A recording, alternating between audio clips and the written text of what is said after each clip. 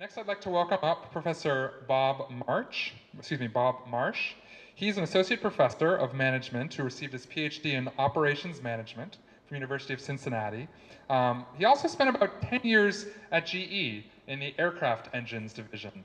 So he has a lot of experience in both sides of the kind of the real world and then the practice and the theory as well at Sacred Heart University, where again he teaches courses in operations management and strategic management. Right now he's conducting research in the area of, go figure, time management and information overload, specifically in applying a lot of the lean process techniques and managerial efficiency that he figured out and saw and encountered in his time at GE. So I welcome Dr. Bob Marsh. Thank you. Thank you, Jared. I don't know if anybody cannot hear me, let me know. Not used to one of these in the classroom because I'm usually pretty boisterous, but I understand we have to use it. So yes, I was going to say, what Jonathan said, turn your phones back on, and hopefully by the end of the next 20 minutes, you'll understand why I told you to turn your phones back on. And so I'll introduce. Does anybody know what operations management is? If you took a degree in business, you probably took a course in operations management. If your background is computer science, no idea. It doesn't really matter. It's not germane. In fact, it's kind of off the beaten path of what I'm talking about for operations. My colleague is a psychologist. A lot of the work that is in here is based on psychology theory. And Sacred Heart, if you don't know, which probably most of you don't, it's about an hour northeast of New York City. It's a little small Catholic school. So when my colleague and I started talking about this idea for research 5 years ago, we called it Blackberries in the Boardroom. But 5 years, things changed, and it's no longer Blackberries. But it's the same idea. It's the pads, it's tablets, it's phones, it's laptops in a meeting setting. What's the impact of those? And the forward is not working.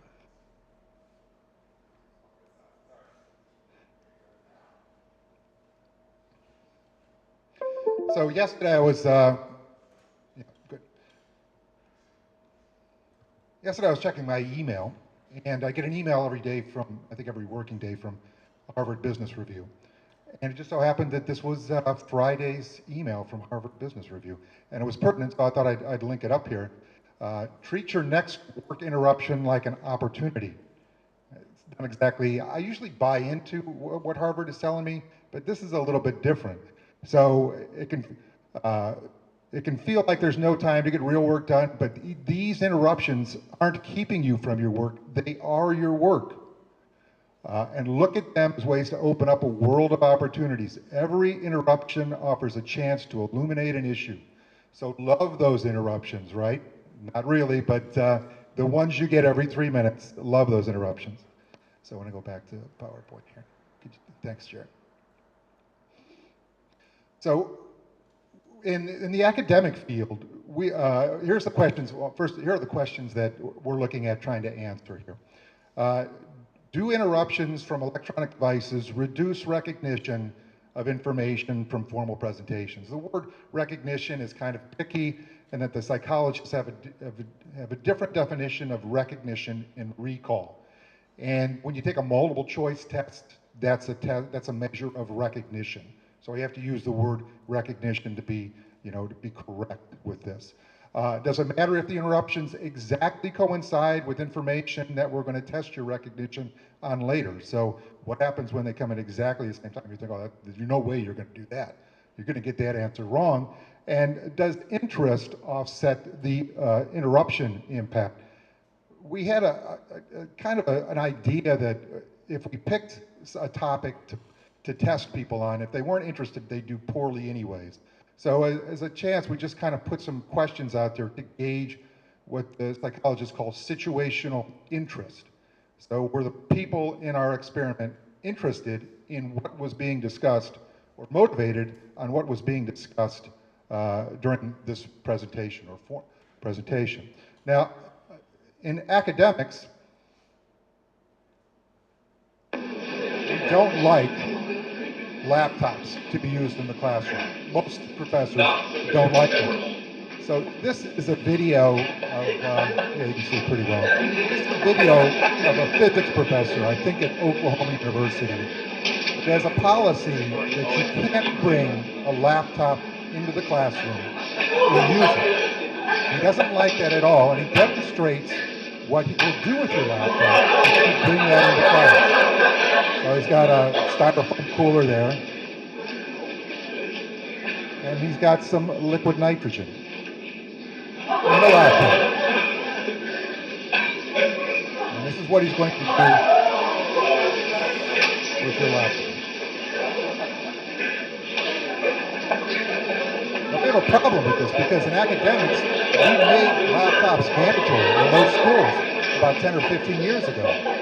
So our administrators said, hey, the students are spending $2,000 on a laptop, make sure you use them in the classroom. But then we realized it's not such a great idea.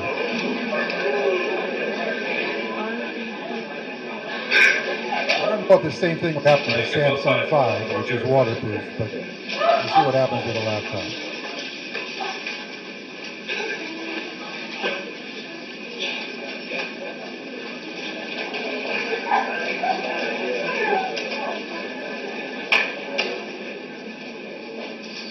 Well, it's just like the nitrogen. That won't really damage it, but this will. Don't bring laptops and work on them in class. I made my point clear? Thank you. So that's the way that a lot of academics feel about electronic devices in the classroom. The debate is that what's the negative of it? Your attention is going to be drawn to the device. It's going to be drawn away from whatever's being discussed in this meeting or classroom or whatever it is. So that's the negative. As Jonathan talked about, there are some switching costs. It's not just the time you spend on the interruption that distracts you from the class. It's also switching back and forth between the meeting and the interruption. And although it might seem very minute, the amount of time there, it's also associated with this something somebody has phrased as attention residue. So you get a message in a meeting, you answer it in a meeting, and then you turn your attention back to the presentation. But you might be thinking about your answer. You know, was that answer right? I had to type it out quickly. Is it clear? Do I need to clarify? Do I need to send back another message? And that time spent thinking is taking you away from the presentation of the meeting. So there are lots of bad things that go on, and it could also be disruptive to the person next to you if you're thumbing away on your phone while they're trying to pay attention to the meeting. So lots of bad things that can go on with these interruptions in meetings. But there are good things too. That answer that you give in that meeting, because you have your phone in there, and you may not be able to get out of that meeting for 2 or 3 hours, could be very critical and timely to the person that asked. It could be a family emergency. I recommend laptop use in my class because I want to bring in as much outside information into the classroom as possible. I don't want to tie it up into just what we know in our heads. And it's the same place in a business meeting. If we don't allow some type of electronic devices in there, then we have to have the follow-on meeting because we don't have the information in this meeting. Meetings beget meetings, and we don't want that. The for-use argument also includes the efficient use of time, multitasking. People think they can multitask very well. So why not give them that opportunity in a meeting to do 2 things at once? Be at the meeting and answer some emails, answer some messages, clean up their emails, who knows what. The practical background of this, what we would call anecdotal information in an academic setting is all over the place. There's a nice book by Hollowell called Crazy Busy, written about 8 years ago, and it relates exactly to what Jonathan was talking about. Hollowell was a psychiatrist who treated people with ADD, ADHD, and he said that the symptoms of people with ADD, ADHD are exactly the same symptoms he sees with his patients who don't have ADD, ADHD, but are overloaded by information in their cognitive work roles. So he says that the tie-in is there. The symptoms are there. The symptoms are the same. You don't have to be diagnosed, but the symptoms are the same. And we know about driving and texting and the laws that are out there that it's not allowed. You're not allowed to do that. It's a bad thing. And we know that this generation, Generation Y, is wired for distraction. So why feed the distraction by putting something in their hand that will just cause them to be distracted during a meeting? But we also know that a lot of meetings are a waste. And there's lots of information discussed and disseminated in meetings that you already know or is not pertinent to you. Now you're sitting there wasting your time. As Gloria talked about in her studies, 14% of time is in meetings. It's even higher as the higher you go up in an organization. So spending that time in a meeting, which you really could be doing something productive. And most of us know that life hacking is the necessary skill to get ahead. So we need to do multiple things. We need to use our time as efficiently as possible. The academic world is just as confused on what is right. There's something called multiple component theory of attention, which says you can do more than one thing at a time. It just depends on how those things are related in your brain. It's difficult to do two things at a time that are really closely related using the same part of the brain. But two things that are different, you can talk while you're riding a bicycle, you can do. There are other theories that say, single channel theories, that say you can really only do one thing at a time. Your mind might be switching very quickly on what it's doing, going from one to the other. But for the most part, you can only do one thing at a time. So there's really no clear idea what is the correct answer. So when we don't have a clear answer, what is typically done in academics is something called a meta-analysis. Let's take a look at all the research that's been done, and we're going to talk about interruption research here, and figure out what the sum of the ideas, the sum of the testing is found. And in general, most studies find interruptions are bad. They have some negative effect, either in efficiency or quality, something along those lines. But short interruptions are not as bad as long interruptions. And short interruptions, by how they're measured in the literature, is something like about 10 seconds or less. That's the short interruption. Short interruption is not nearly as bad as a 1-minute interruption or a 5-hour interruption. Those are really bad. Interruption complexity has something to do with it too. Complex interruptions, as you would expect, have more disruptive effect than simple interruptions. What time is it? It's 10 whatever. That was a short interruption. Not too much effect on that. The similarity of tasks, if they are similar, if it's a verbal interruption and a verbal interruption, a verbal main task and a verbal interruption, that screws you up.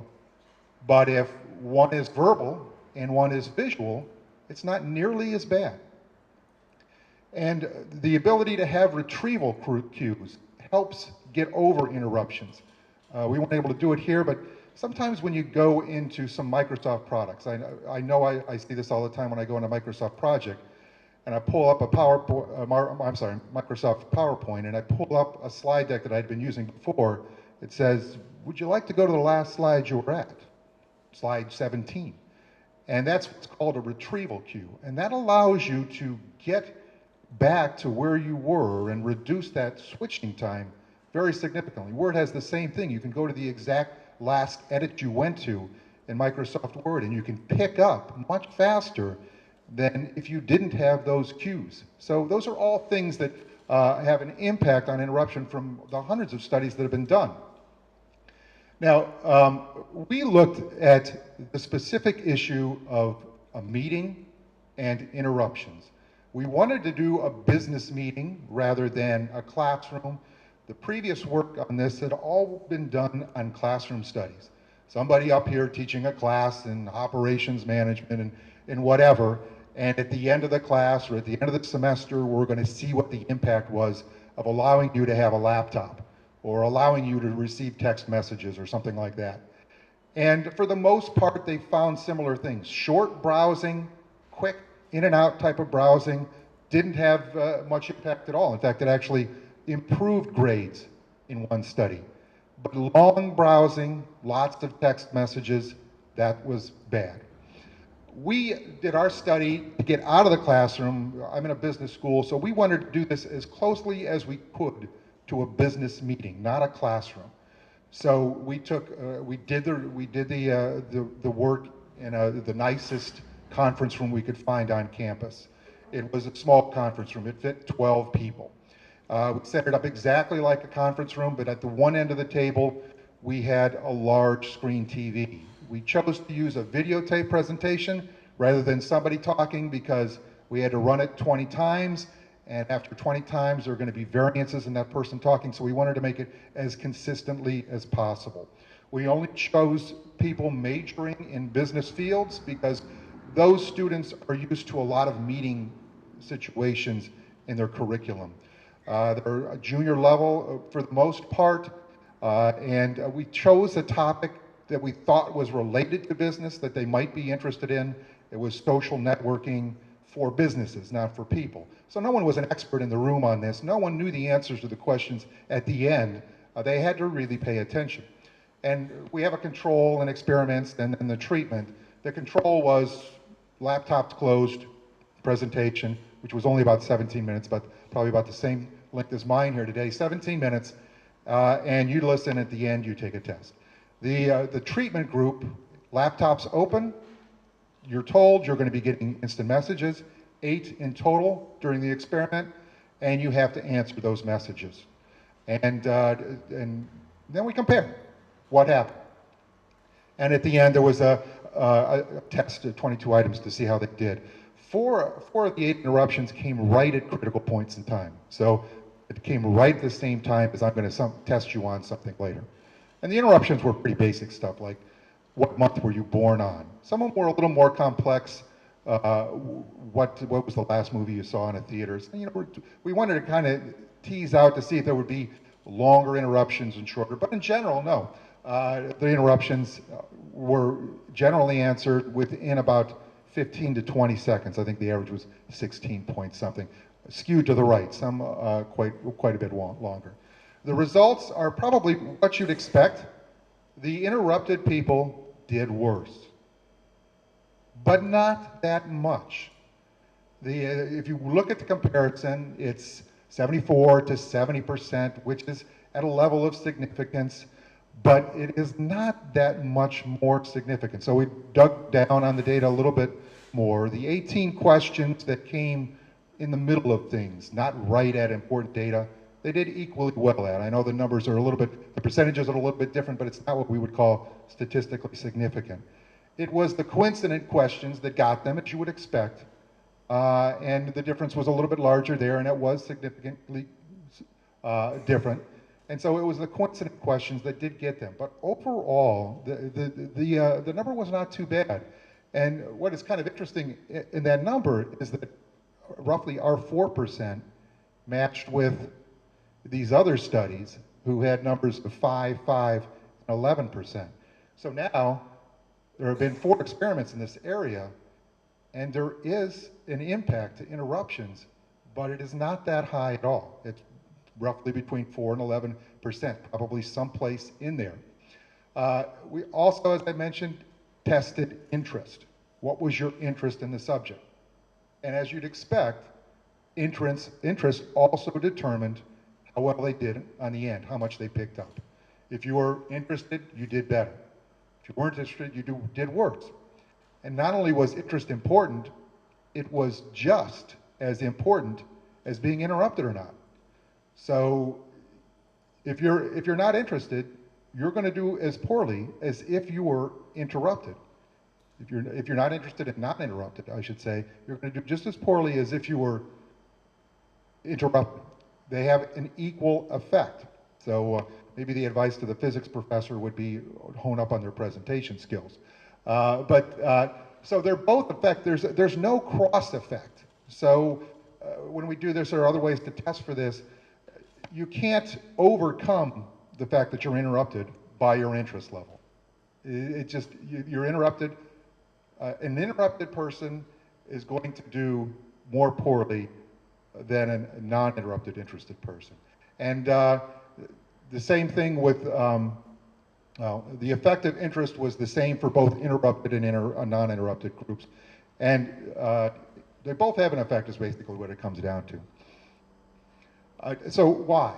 So why does this happen? Why isn't it a lot more than what we thought it would be? Like, well, you're going to miss every question you're asked to coincide with. You should have missed all four. They didn't. You're going to miss more information. There's going to be the residue effect, that you're going to miss other questions that don't coincide with relevant information because of those things. Well, it probably relates to this, that a text message is different, uses different parts of your brain than listening to a presentation. One is auditory and one is visual. And related to that last research, that earlier research I talked about, if they're using different parts of your brain, then there's a possibility that it's not going to be as bad. Also, you could relate it to a side conversation in a meeting. A side conversation in a meeting is going to be auditory, as is the meeting itself. So you're going to probably be more affected by the person next to you starting a conversation in the meeting than you are with just answering a text message. Also, the emails were, the instant messages were very brief, all one sentence. So if it's a quick in and out interruption, then it makes sense to handle that during a meeting.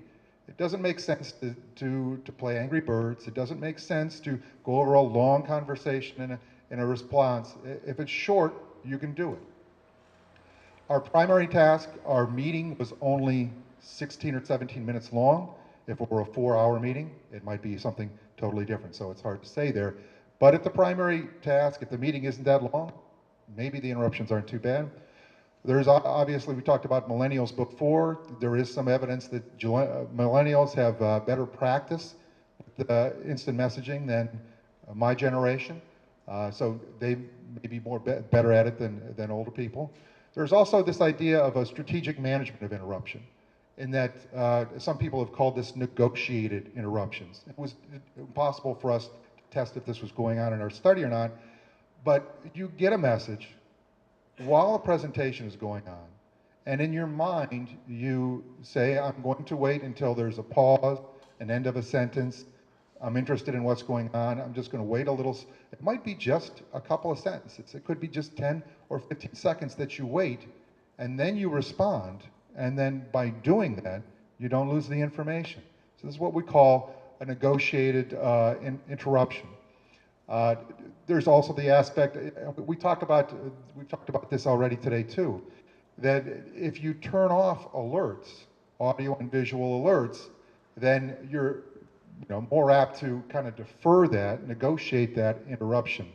And the meeting in New York, I remember the IORG meeting in New York, I remember there was a lot of discussion about email applications and applications that are now going to read your emails and determine what's important and should interrupt you and what should not interrupt you. I'm not sure where it is in the world with that, but if you can have smart email that delays that interruption on you, that's a way to negotiate those interruptions and do a better job.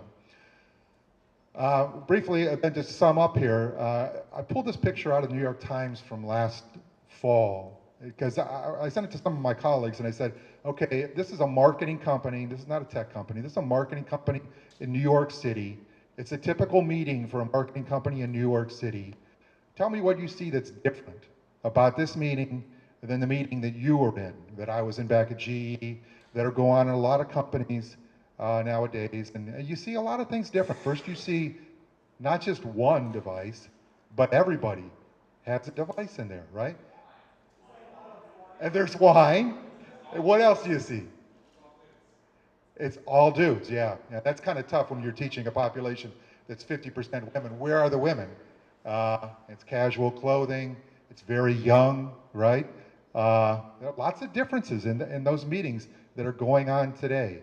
The important thing, though, related to this is that they're allowing those interruptions to go on. And that device is not only allowing interruptions, but it's allowing the import of information into that meeting. So, as I said, turn your phones back on because there might be something important that came in.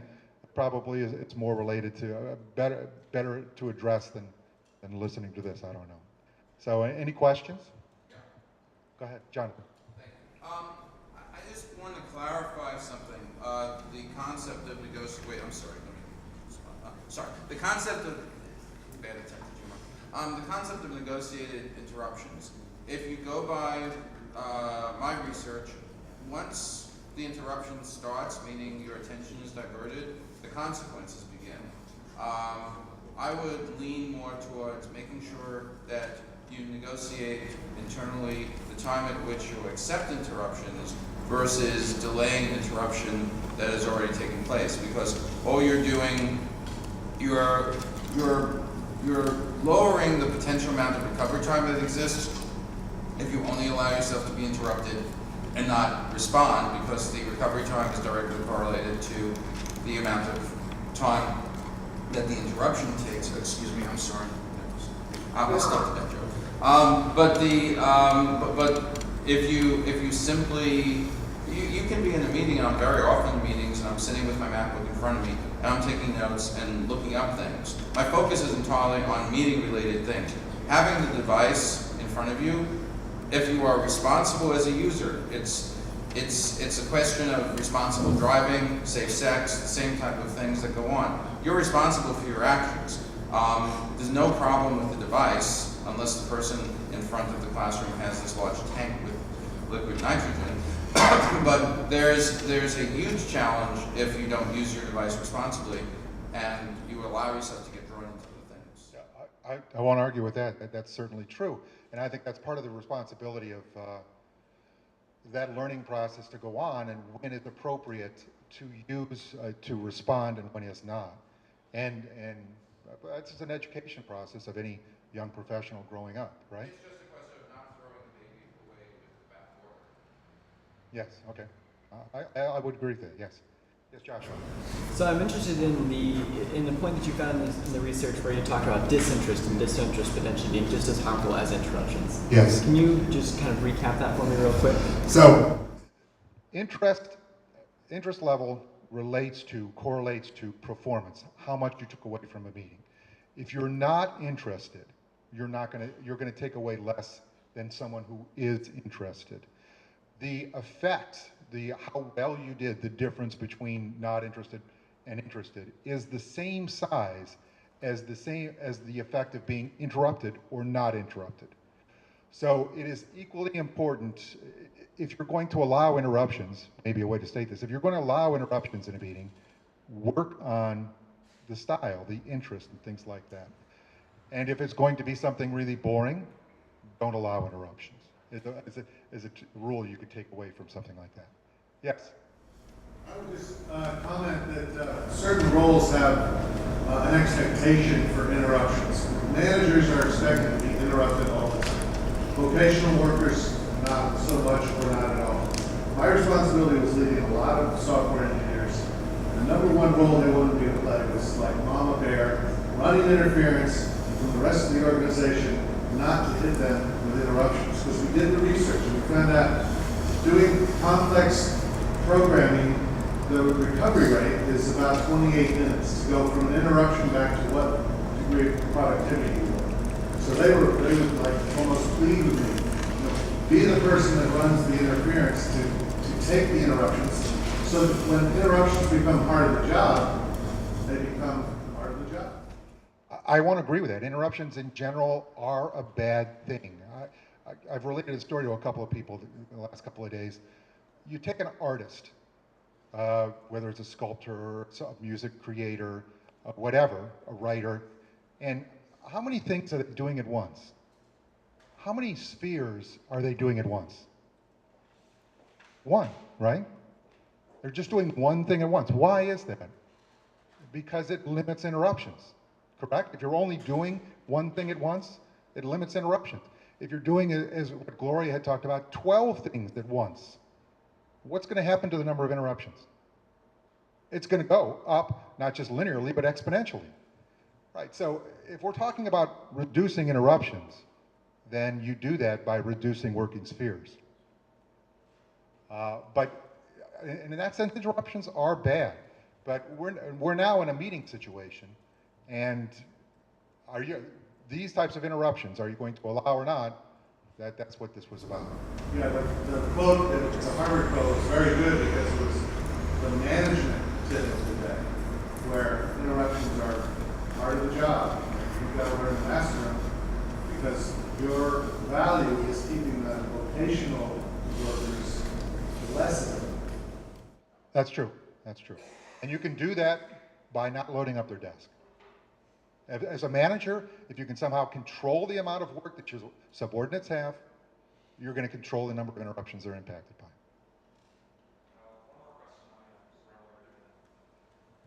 Yes. Yeah, Dr. Marsh, interesting about the distinction between distractions, which are along the same media channel, versus an interruption, which is a different sensory channel. What I sometimes see is some of the devices, like the smartphones. People look at them so quickly; it's literally like almost a micro glance. It's almost like it almost doesn't even qualify in some ways as an interruption. The other thing I mentioned was about the video you showed. My son told me he's just finished his first year of college. He's at a state college in Pennsylvania. They have a policy there. You might want to consider it, that if somebody a student is found with a phone that makes a noise or interrupts the class, the whole class instantly gets a pop quiz. It's a very self-correcting solution to. But again, the auditory is, the sound is auditory and the message is auditory. So they are similar. If it had a pop-up, just a visual, no one would know. And no one else would be impacted by it, right?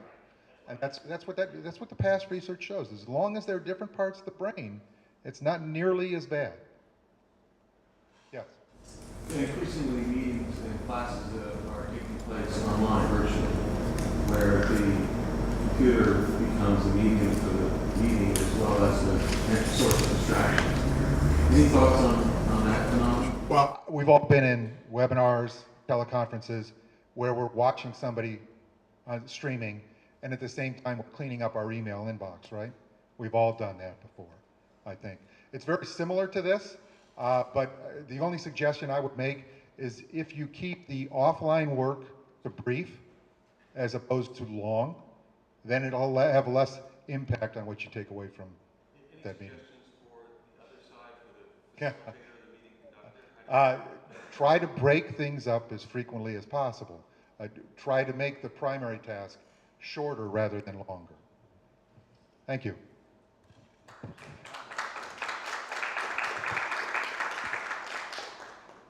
Thank you so much, Dr. Marsh.